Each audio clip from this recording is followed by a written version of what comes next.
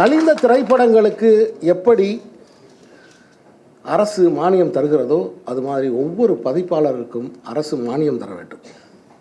எப்படி தமிழ்நாடு எங்கும் புத்தக திருவிழாக்களை நடத்தி அதை மிகப்பெரிய கொண்டாட்டமாக மக்களிடம் அரசு கொண்டு போய் சேர்க்கிறதோ அதுபோல் இந்த பதிப்பாசிரியர்களையும் அரசு காப்பாற்ற வேண்டும் என்ற இந்த கோரிக்கையும் நான் இந்த நேரத்தில் முன்வைக்கிறேன். அப்படி நான் வாங்கி அனுப்புவதற்காக போன போது தான் எஸ் ராமகிருஷ்ணன் அவர்களுடைய நூல்களை போய் பார்த்தேன்.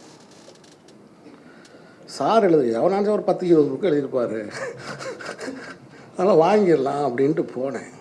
நான் போய் உட்காந்துருக்கேன், அவன் எடுத்து கீழே அடுக்கிக்கிட்டே இருக்கான். என்னடா இங்கே வா நிப்பாட்டு, அவர் பதிப்பித்த புஸ்தகத்தை நான் கேட்கலப்பா, அவர் எழுதின புஸ்தகத்தை மட்டும். இல்லை சார், எல்லாமே சார் எழுதினதான் சார்.